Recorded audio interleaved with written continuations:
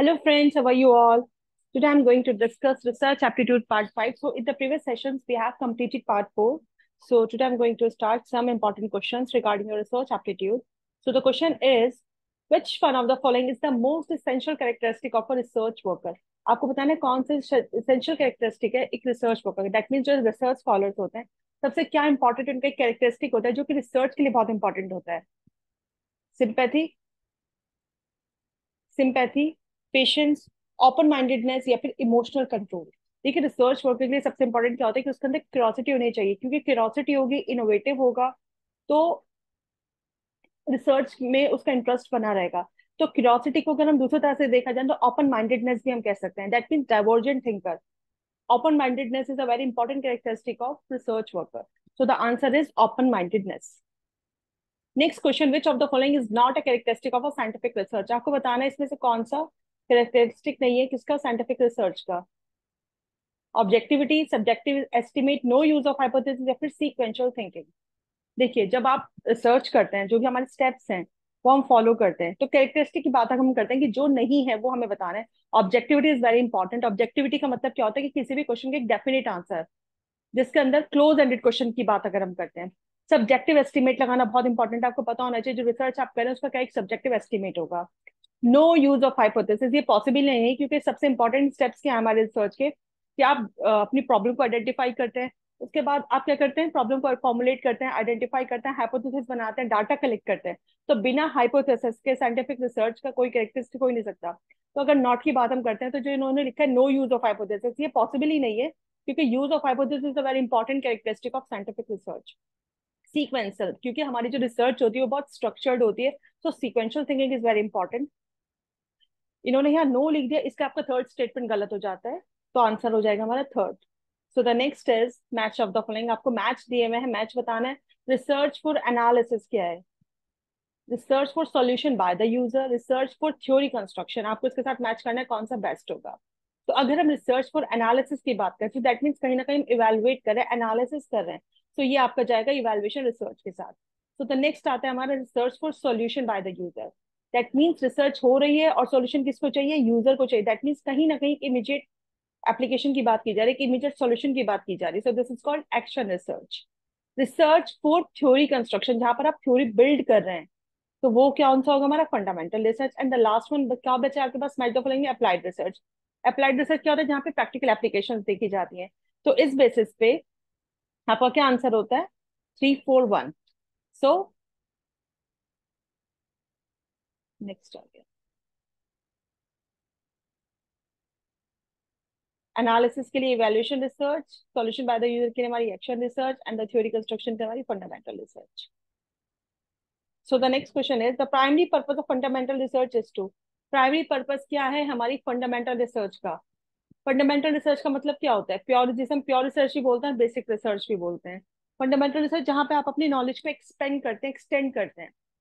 Solve an immediate problem, ये तो आपकी एक्शन रिसर्च होती है, फंडामेंटल रिसर्च ही नहीं होती. तो ये गलत हो गया.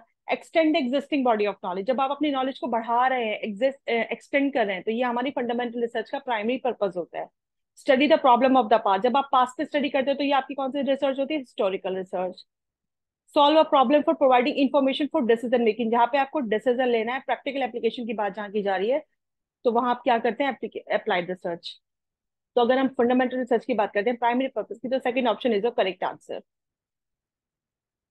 नेक्स्ट क्वेश्चन हमारा जहाँ पे आपको सीक्वेंस दी गई है एजुकेशनल रिसोर्सेज की, वो आपको बतानी है. तो फर्स्ट हम क्या करते हैं, एजुकेशनल रिसोर्सेज मतलब जो आपका प्रोसेस है उसमें आप क्या करते हैं, सबसे पहले कलेक्शन ऑफ डाटा करते हैं, ऑब्जेक्टिव्स बनाते हैं, प्रॉब्लम को सिलेक्ट करते हैं, या फिर प्रोसीजर बनाते हैं. देखिए सबसे पहले आपको पता होना चाहिए आप किस पर रिसर्च करना चाह रहे हैं. तो first first you select the problem. तो फर्स्ट ऑप्शन क्या आएगा आपका, सिलेक्ट द प्रॉब्लम. उसके बाद आप डाटा कलेक्ट करते हैं, फिर क्या करते हैं आप एनालिसिस करते हैं, इंटरप्रेटेट करते हैं डाटा को. एक मिनट, मैंने गलत लिख दिया सर. फर्स्ट आप क्या करते हैं, सिलेक्ट करते हैं अपनी प्रॉब्लम को, फिर आप ऑब्जेक्टिव्स बनाते हैं, डाटा तो हम बाद में कलेक्ट करेंगे. उसके बाद क्या करते हैं, तो थर्ड हो गया आपका one, then statement of objectives हो गया आपका सेकंड, एंड देन करते हैं मेथड. आप मेथड देखते हैं आपको कौन सा मेथड लेना है, देन आप डाटा कलेक्ट करते हैं. ठीक है, डाटा कलेक्ट करने के बाद आप एनालिसिस करते हैं जो आपने डाटा कलेक्ट किया था, एंड देन आप रिजल्ट्स की रिपोर्ट करते हैं. तो इसके अकॉर्डिंग जो आपका फर्स्ट ऑप्शन है वो आपका करेक्ट आंसर है according to the sequence of educational resources process.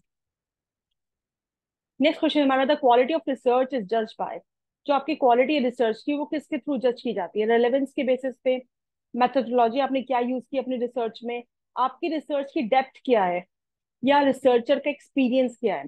देखिए, जब आप किसी भी क्वालिटी की बात अगर हम करते हैं, रिसर्च की क्वालिटी की बात करते हैं, तो जो टॉपिक पे आपने रिसर्च किया है, जो आपकी प्रॉब्लम है, आपने उसके रिलेवेंस रिसर्च किया है। दैट मीन्स ऐसा ना हो कि आपका टॉपिक कुछ और है और आपकी डायरेक्शन कुछ और है।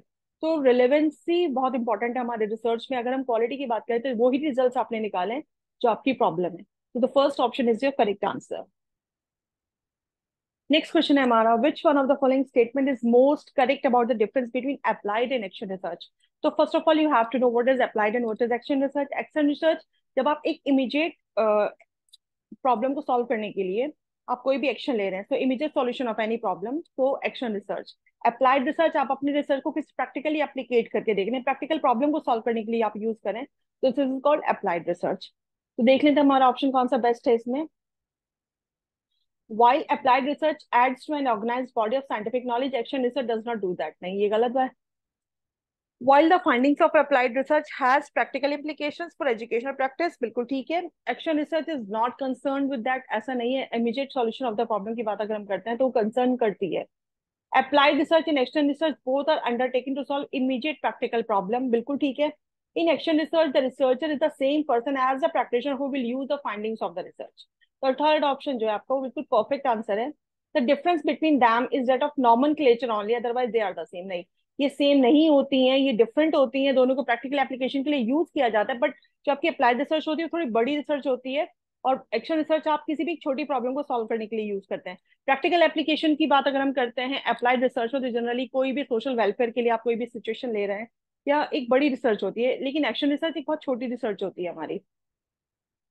सो द आंसर क्या हो जाएगा इसका? हमारा third answer, which is your correct answer. So thank you friends, ये था हमारा आज का lesson. Thank you for your attention, stay blessed, enjoy learning, and see you soon with the next video.